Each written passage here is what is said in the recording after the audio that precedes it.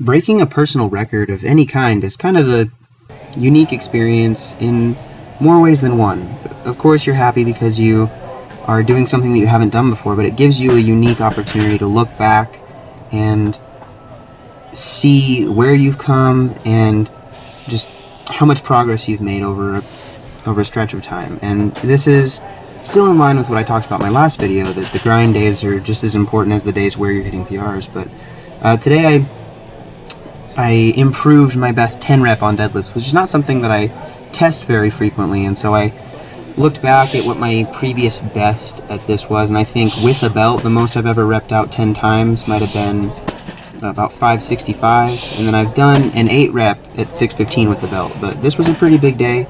The last rep, I don't think it would, I definitely know it wasn't a meet legal rep, but I hit the lockout just for a second before putting it down.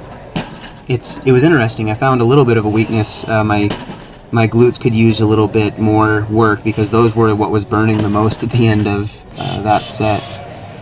But what I really want to talk about today is just kind of this nostalgic feeling I had. This is going to sound really pretentious, but before I came to the gym today, I was watching some of my old videos for motivation, and not like the kind of, to get me hyped up to go to the gym, but just an opportunity to reflect over the past few years where I've progressed and where I've gotten stronger. And it was weird watching some of them. I didn't used to do a lot of commentaries over my videos, and some of them would just put music over, and a few of the videos that I actually watched today were some highlight videos from the week of lifting that I did at the time, and it was crazy to see the differences then and now of the way that I performed some of the lifts, and the similarities that I still had. My deadlift hasn't changed a whole lot, and it's been, pretty high all throughout. My squat and my bench have slowly come up to meet some of those old numbers, and I'm going to link those down in the description. They only have about 1,000 views each, so it's not like they're going to be something you guys have all seen before, now that I have so much of a larger subscriber base. So if you guys want to see that kind of a thing, I'll put those down there.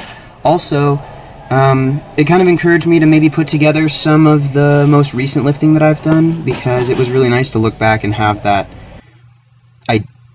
idea of what I was doing, a year ago or 2 years ago or even before that. So I'll link those down in the description.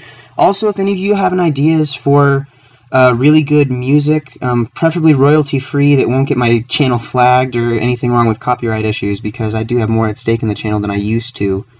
Now with more people following and a bigger support base. So if you guys have any ideas for good montage songs, preferably a little longer, electronic type stuff, I don't like rock for those kind of videos. Personally, for me, it doesn't do a lot. So if you guys have any of those kind of suggestions, go ahead and leave those down in the comment section. I'd appreciate it. As always, like, comment, subscribe, share with your friends if you did enjoy it, and I will talk to you guys soon. Bye.